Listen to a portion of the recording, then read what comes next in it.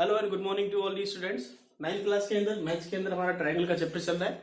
Exercise 7.1 completed, उसके बाद कुछ एग्जांपल्स किए और एक्सियोम किया था हमने पिछली बार, साइड एंगल साइड वाला। ठीक है, याद रखा करें साइड एंगल साइड का रूल जो है वो एक्सियोम है, उसका कोई प्रूफ नहीं है। कुछ किताबों में दे रखा है, कभी जरूरत होगी तो हम कर भी लेंगे, लेकिन अभी ये आपको as axiom as a rule लेना है। और आगे जो हमारा एस रूल है वो हमको सेकंड जो थ्योरम, हमारा फर्स्ट थ्योरम जो आ रहा है 7.1 वो है एंगल साइड एंगल रूल। मतलब कि दो ट्राइंगल के अगर दो एंगल और इंक्लूडेड साइड अगर किसी दूसरे ट्राइंगल के दो एंगल इंक्लूडेड साइड के बराबर है तो वो दो ट्राइंगल कॉन्ग्रुएंट होंगे, ये हमको प्रूफ करना है। ठीक है, सो 7.1 थ्योरम है angle side angle rule. Statement read करता हूं, two triangles are congruent if two angles and the included side of one triangle are equal to two angle and the included side of the other triangle. ठीक है, दो triangle की अगर जैसे कोई दो ट्राइंगल दे रखे, अब इसके अंदर आप समझिए कि सबसे पहली बात फर्स्ट केस हम किस तरह से कंसीडर कर रहे हैं मैं आपको समझा दूंगा। पहले आप समझिए केस फर्स्ट के अंदर हम क्या कह रहे हैं कि दो ट्राइंगल हमने कंसीडर किए। अब थ्योरम के अंदर हमने 6 वाले चैप्टर के अंदर मैंने आपको वहां भी बात की थी कि हमको हमेशा आपको ये पता होना चाहिए कि आपको कौन सी चीज गिवन है और कौन सी आपको प्रूफ करनी। फॉर एग्जाम्पल आपको ट्राइंगल दे रखा है ABC, ये ट्राइंगल दे रखा है PQR।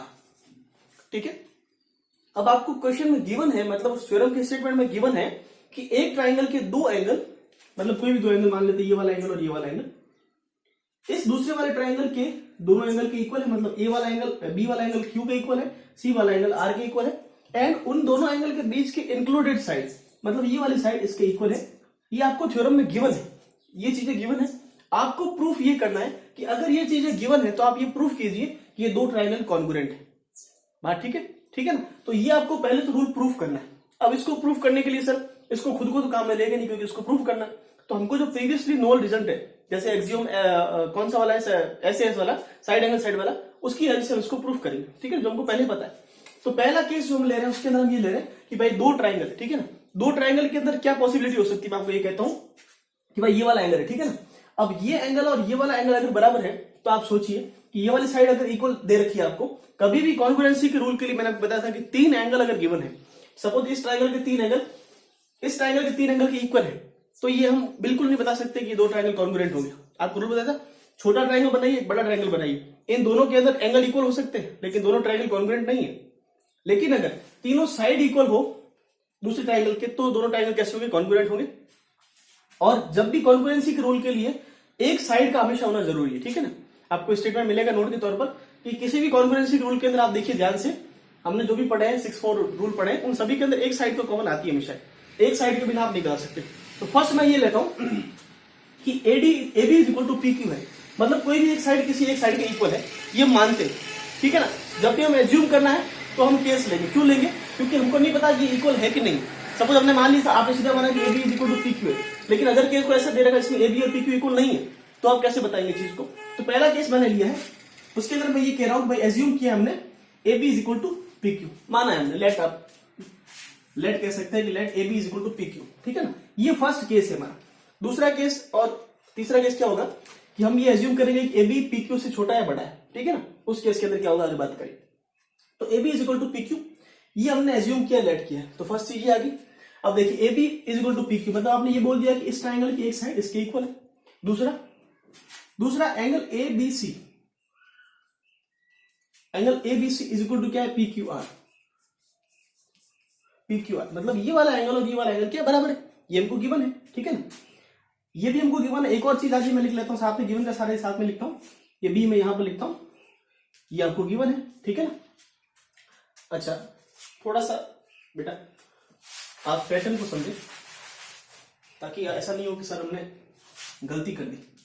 थ्योरम सारी की सारी इंपॉर्टेंट है और क्वेश्चन 4 से 5 मार्क्स का आता है। तो सबसे पहले जो क्वेश्चन हमने स्टार्ट गलत किया है कि हम गिवन लिखते हैं, गिवन क्या क्या है। ठीक है ना, हमने डायग्राम के अंदर तो शो कर दिया था, लेकिन हम यहां पे बताते हैं कि हमको गिवन क्या है। तो गिवन क्या क्या था, B वाला एंगल जो है वो Q के इक्वल है। ठीक है, और क्या था, C वाला एंगल R के इक्वल है, एंड एक साइड जो है BC is equal to QR। ठीक है ना, ये गिवन था। उसके बाद हम स्टार्ट करेंगे शो दैट। ठीक है, उसके बाद हम सॉल्यूशन स्टार्ट करेंगे, सही है ना। ठीक है, सॉल्यूशन के अंदर हम करेंगे केस केस फर्स्ट के अंदर आपने ये माना कि भाई A B is equal to P Q है, let A B is equal to P Q, ठीक है ना, कोई भी एक साइड किसी अदर साइड के इक्वल है, ये हमने लेट किया। अच्छा, और हम देखेंगे कि angle B is equal to angle Q है, ये हमको गिवन है, देख लीजिए ऊपर, ठीक है ना, ये वाला एंगल इसके इक्वल है, हमको गिवन है। और ये वाली side B C is equal to Q R है, ये भी हमको गिवन है। अब इस एक ट्राइंगल की एक साइड, एक एंगल और एक साइड दूसरे ट्राइंगल की साइड एंगल साइड के अगर इक्वल है तो हम कह सकते हैं कि ये दो triangle side angle side axiom से या रूल से कॉन्ग्रुएंट हो गए, ठीक है ना। So triangle ABC is congruent with triangle PQR, कौन से रूल से? SAS रूल से। बात समझ आ रही, ठीक है ना। आप हमको जो प्रूव करना है, SAS तो रूल है, जो प्रीवियस थ्योरम एक्सियोम है उससे हमको इसको प्रूव करना है। तो हमने ये प्रूव कर लिया भाई कि दो ट्राइंगल के अंदर अगर दो एंगल और एक साइड इक्वल होती है, उसमें हमने फर्स्ट केस ये लिया कि दो साइड हमने कोई भी एक इक्वल मान ली और साइड एंगल साइड से हमने इसको प्रूफ कर लिया कि ये दो ट्राइंगल कॉन्ग्रुएंट है। अब मैंने आपको पहले ही दिन बात की थी कि अगर आप किसी भी रूल से, 6 तरह के जो रूल है 5 और 6 जो भी है, उसमें से आप किसी भी रूल से अगर ये प्रूफ कर लेते हैं कि दो ट्राइंगल कॉन्ग्रुएंट है, इट मीन्स कि उसके सारे पार्ट अपने आप इक्वल हो जाएंगे। मतलब 3 एंगल और 3 साइड है, तो आपने तो 3 चीजों को काम में लिया, बाकी के 3 अपने आप इक्वल हो जाएंगे। फॉर एग्जाम्पल मैं ये बोलूं कि आपने ये प्रूफ कर लिया दोनों ट्राइंगल कॉन्ग्रुएंट है, मतलब एसी वाली साइड जो है वो पी आर के इक्वल है, ये प्रूफ हो चुका है। And angle A is equal to angle R है, ये भी प्रूफ हो चुका है। बात समझ रहे हैं ना, सही है। चलिए नोट कर लीजिए इसको एक बार। दूसरी बात देखिए, नोट इसको बिठा दो। चलिए दूसरा केस हम क्या लेते हैं, अब 3 केस लेने हैं, उसमें से मैं आपको 2 करवाऊंगा, एक आपको अंडरस्टूड समझना है, तीनों भी करवा देता हूं, ठीक है ना, कोई दिक्कत नहीं। चलो केस नंबर 2 हमको लेना है। अब केस नंबर 2 क्या हो सकता है, ए बी जो है वो पी क्यू से बड़ी भी हो सकती है, छोटी भी हो सकती है। तो हम पहला केस लेते हैं कि इससे छोटी है, ठीक है ना, मतलब A B is less than P Q. Let A B is less than P Q, ये लेस देन है, ठीक है ना बेटा, लेस देन मतलब कम है। अगर ए बी पी क्यू से कम है तो हम उसको किस तरह सॉल्व करेंगे, हम ऐसे करेंगे भाई, इस ए बी लाइन के ऊपर मैं एक कोई भी पॉइंट को ले लेता हूं, जैसे इस पॉइंट को मैंने डी नाम दे दिया, ठीक है ना, सही। अब इस डी पॉइंट को मैंने इस वाले एंगल से, इस सी वाले पॉइंट से इस तरह से मिला दिया, ठीक है ना। अब मेरे को जो एक ट्राइंगल दिख रहा है, वो ट्राइंगल ये दिख रहा है, ए बी आपने बोला कि पी क्यू से कम है। अगर ए बी पी क्यू से कम है तो उसका मतलब ये डी बी जो है वो एक जो वो इसके इक्वल होगी। क्यों? क्योंकि आपने पहले से बोला है कि ए बी पी क्यू से कम है, तो ये डी बी वाली जो साइड है वो हम मान लेते हैं कि पी क्यू के इक्वल है, ठीक है ना। सो पहली चीज है DP is equal to P Q, ठीक है। बाय कंस्ट्रक्शन ले सकते हैं आप, बाय कंस्ट्रक्शन से हमने ये देखा कि भाई ए बी, अगर ए बी वाली साइड पी क्यू से कम है तो हमने डी पॉइंट ऐसी जगह पे माना, इस जगह पे माना, जिससे क्या है ना, सॉरी, आप A B is equal to greater than P Q करें, A B greater than P Q. क्यों? क्योंकि A B greater than P Q है, उसी केस के अंदर तो आप ऐसा कह सकते हैं कि डी वाला पॉइंट यहां पे होगा। जब आपने बोला कि ए बी जो साइड है वो पी क्यू से बड़ी, ठीक है ना, पहले तो आप समझ लीजिए।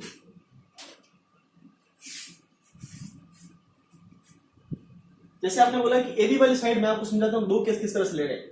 आपको एक तो ये बताना है कि अगर ए बी वाली साइड बड़ी है, ए बी वाली साइड अगर बड़ी है, सपोज कीजिए कि ए बी वाली साइड यहां तक आ रही है, ठीक है ना, ये वाला पॉइंट यहां तक है। अब ए बी वाली साइड अगर पी क्यू वाली साइड से बड़ी है तो आपको पी क्यू वाली साइड के बराबर साइड करने के लिए आपको यहाँ पे एक पॉइंट लेना पड़ेगा। और जब आप ये कहते हैं कि ए बी साइड जो है वो पी क्यू से छोटी है, तो आपको ए बी वाली साइड को और एक्सटेंड करना पड़ेगा जिससे कि वो पी क्यू के बराबर हो जाए। मेरी बात समझ में आ रही है आपको, ठीक है ना। So A B is equal to P Q, A B is greater than P Q, और पी क्यू वाला पॉइंट हम इस तरह से इस लाइन को एक्सटेंड कर देंगे, बाकी हमने सही किया, ठीक है ना। ये थोड़ा कंफ्यूजिंग आपके लिए हो सकता है। ए बी अगर पी क्यू से बड़ी है, मतलब ये वाली साइड अगर बड़ी है इस वाली साइड से, तो इस साइड के ऊपर कोई ऐसा पॉइंट होगा जो इस साइड के बराबर होगा। बात समझ रहे ना। और जब आप ये बोलेंगे कि ए क्यू लेस, ए बी जो लेस देन पी क्यू है, मतलब अगर ए बी वाली साइड बड़ी है पी क्यू से, तो उस ए बी वाली साइड से आपको और एक्सटेंड करना पड़ेगा ताकि वो पी क्यू के बराबर हो। समझ में आ रही ना, ठीक है। तो पहला तो हमको बाय कंस्ट्रक्शन है। दूसरा हमको क्या दे रखा है, देखो आपने ये बोला कि ये वाली साइड इसके इक्वल आ गई। दूसरा एक एंगल आपको ये वाला दे रखा है, ये वाला angle B is equal to angle Q, ये हमको गिवन है शुरुआत से, ठीक है। और बाकी तो जैसा हमने किया ना वैसा वैसा आपको चलना है, कि B C is equal to किसके, क्यू आर के, ये भी हमको गिवन, ठीक है ना। आपने क्या चेंज किया भाई, ये एंगल और ये साइड तो हमको पहले गिवन था, इस एंगल और इस साइड के इक्वल है।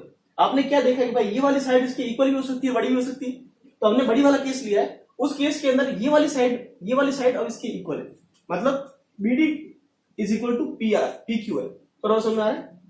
तो देखिए इस केस के अंदर हम अब देखिए साइड एंगल साइड, ये वाली साइड एंगल और साइड, इस वाली साइड एंगल और साइड के इक्वल हो गया, ठीक है ना। सो आपने क्या बोला, ट्राइंगल, ध्यान से देखना, ट्राइंगल हम लेंगे BDC is congruent with triangle BDC is congruent with triangle QPR। Sequence मैंने बदला, ज्यादा कुछ नहीं किया।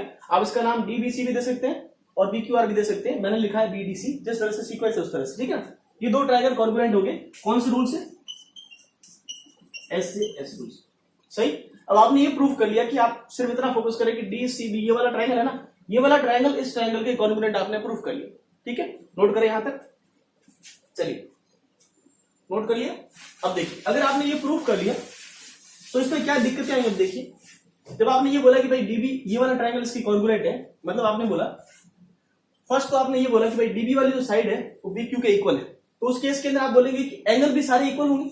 एंगल कौन से, फर्स्ट मैं कहता हूं एंगल DCB इज, मतलब DCB ये वाला एंगल किसके इक्वल होगा, PRQ के, क्योंकि भाई DCB वाला एंगल जो है वो इस ट्रायंगल का एंगल है और PQR वाला एंगल इस ट्रायंगल का एंगल है, तो मतलब R वाला एंगल इस DCB वाले एंगल के बराबर होगा, एंगल PRQ, सही।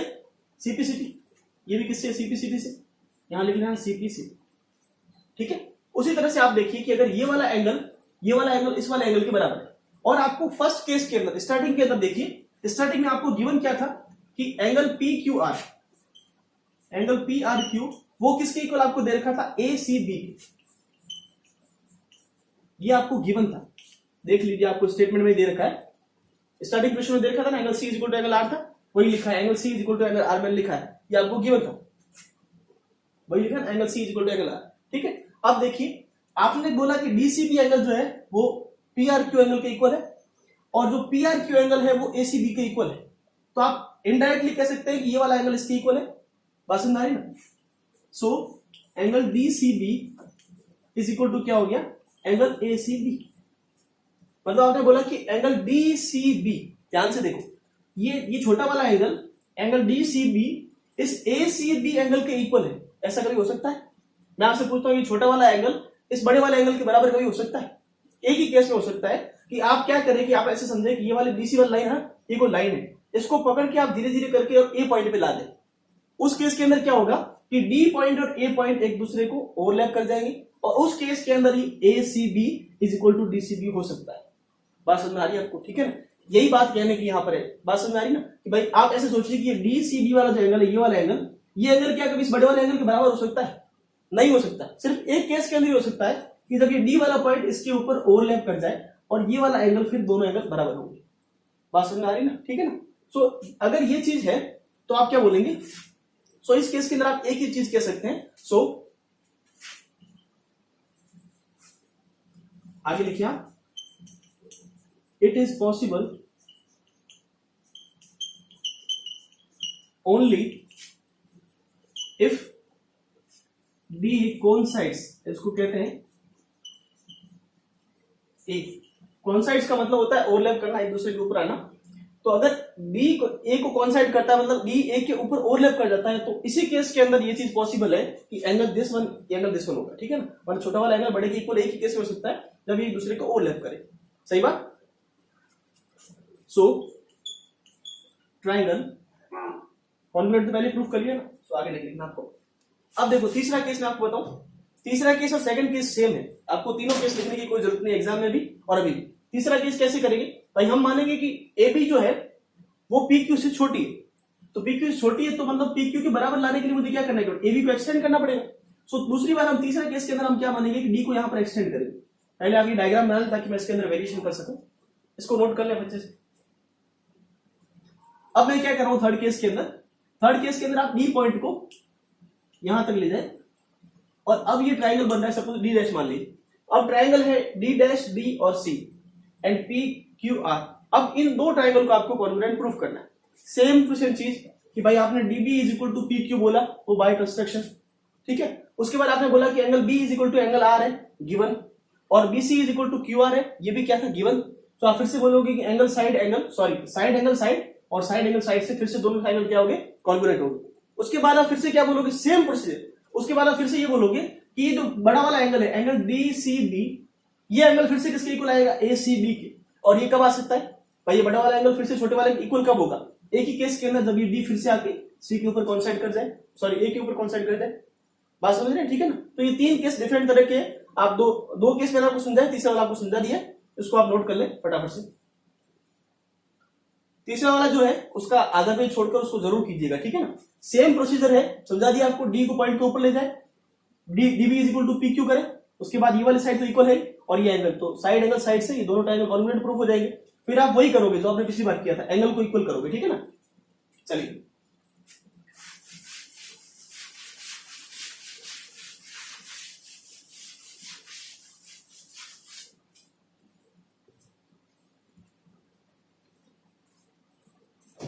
आगे वाली थ्योरम तो ज्यादा बड़ी नहीं है, 7.1 2 और 3 एक दूसरे का उल्टा है, कन्वर्ज है। चलिए एक एग्जांपल बीच में दे रखा है, फिर एक्सरसाइज स्टार्ट करेंगे, थ्योरम्स बाद में करेंगे, क्योंकि जैसा हमारा रूटीन चल रहा है, जैसा हमारा सीक्वेंस चल रहा है ना बुक का, वैसे ही चलेगी, ज्यादा कोई जल्दबाजी नहीं, ठीक है ना।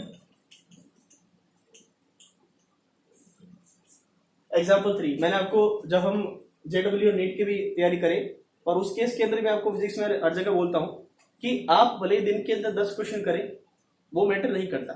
ऐसा कोई जरूरी नहीं कि आप दिन के अंदर 100 क्वेश्चन करेंगे तो ये आप कंपटीशन के लिए एलिजिबल है, ऐसा कुछ नहीं।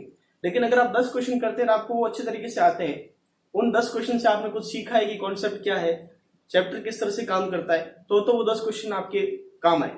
लेकिन आप 100 क्वेश्चन करते हैं, एक तरह से एक जैसे क्वेश्चन उठा लिए और एक ही फॉर्मूला लग रहा है उसके अंदर, और 100 क्वेश्चन बैठ के कर रहे हैं, तो वो वेस्ट ऑफ टाइम, आप यूजलेस टाइम वेस्ट कर रहे हैं, ठीक है ना। इस तरह नहीं करें। आप दिन के अंदर 2 क्वेश्चन भी कर रहे हैं, अगर 3 क्वेश्चन भी कर रहे हैं, तो अच्छे तरीके से उनको समझे। और ये थ्योरम वाले जितने चैप्टर है कंस्ट्रक्शन के, इनके अंदर तो मेरी सलाह आपसे ये है कि आप दिन के अंदर 2 से 3 क्वेश्चन ही करें, 3-4 क्वेश्चन, ठीक है ना। क्योंकि वो क्वेश्चन याद करने के अंदर उनके अंदर थ्योरम कौन सी काम में आएगी, ये चीजें ही आपको धीरे धीरे समझ में आ जाए तो ये अच्छी बात है, ठीक है ना। तो बहुत ज्यादा घबराने की जरूरत नहीं सर क्या चीजें हो रही है, 2-2, 3-3 क्वेश्चन रोज करें। एग्जाम्पल 3 दे रखा है, line segment AB is parallel to another line segment CD. O is the midpoint of AD. Show that triangle AOB is congruent with DOC and O is also the midpoint of BC. चलो 2 parallel line दे रखी है इस तरह से, और इनसे 2 triangle बन रहे हैं, ठीक है। ये है C B A और B, इसका मिड पॉइंट है O। क्वेश्चन में बोला है AB और CD पैरेलल है, O is mid point of AD। अब जो O है ना, उस AD लाइन का मिड पॉइंट है, मतलब आपको ये बोला है कि ये वाले सेगमेंट इसका इक्वल है, OD is equal to OA, ठीक है ना। ये गिवन है आपको, एंड आगे बोल रहा है शो दैट। तो फर्स्ट हम कहते हैं गिवन की बात करें तो पहला तो गिवन ये AB is parallel to CD, and दूसरा आपको गिवन है OD is equal to OA. O is the midpoint of AD. AD का midpoint क्या है, O है। तो ये वाला पार्ट और ये वाला पार्ट इक्वल, ये आपको गिवन है। हमको शो दैट क्या करना है, शो दैट के अंदर बोला गया है triangle AOB is congruent with DOC, ठीक है। फर्स्ट पार्ट ये है। दूसरा पार्ट बोला है O is also the midpoint of C. O is also the midpoint of CB, sorry, इस CB लाइन का OB मिडपॉइंट, ये भी आपको प्रूफ करना है, ठीक है ना। चलिए नोट कर ले पहले फटाफट, इधर वाला पार्ट नोट करें ताकि मैं इसको इरेज करके सॉल्यूशन लिखूं।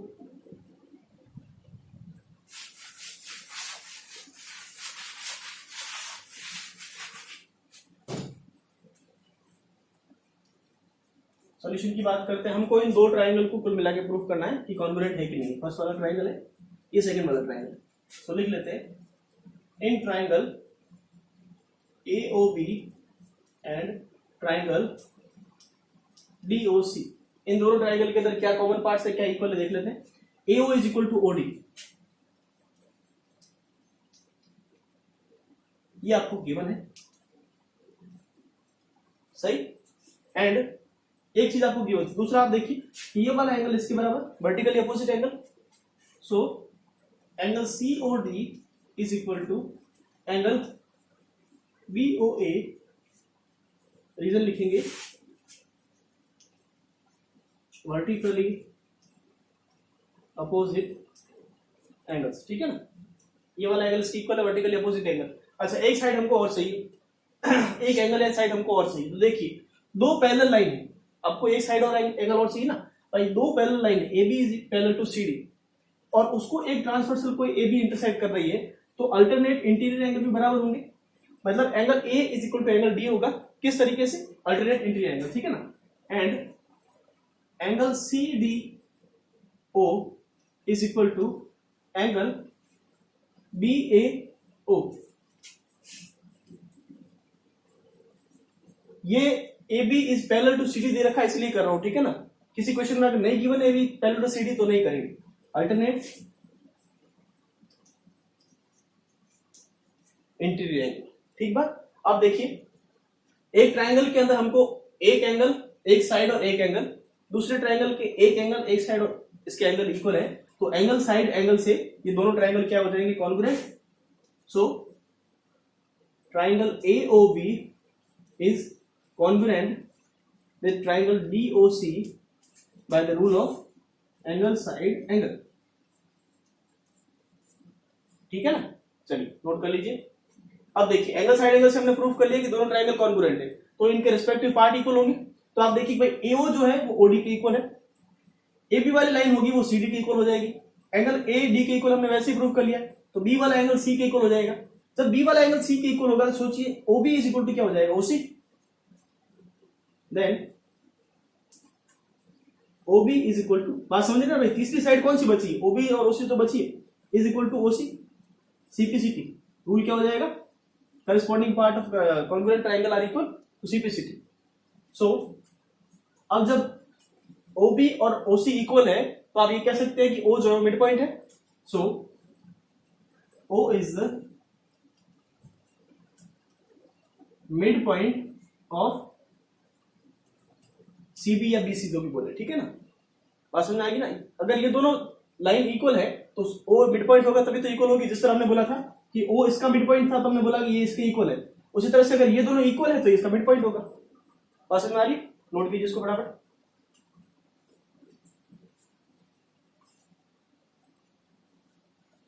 चलिए बहुत ही आसान तरीके का चैप्टर चलता है ये। कुछ लोग कहते हैं कि 7th वाला चैप्टर हमारा ट्राइंगल का लेंथी और मुश्किल है, कुछ भी मुश्किल नहीं। आपको 4 से 5 तरह के रूल है, एक बार तो उन रूल को याद करना है, उनकी जो थ्योरम है उनको याद करना है, ठीक है ना। उसमें कोई बड़ी बात नहीं है, आपको सीधा गिवन है, आपको ऐसे रूल हमेशा याद रखना है, वो एक्सियम, और उसके थ्रू सारी प्रूफ हो जाएंगे, ठीक है ना। उसके बाद आइसोसेलेस ट्राइंगल क्या होता है, आइसोसेलेस होता है, दो साइड इक्वल है, उससे बहुत सारे थ्योरम्स है, 2 थ्योरम 3 थ्योरम, उससे वो सारी चीजें हो जाएगी आगे क्वेश्चन।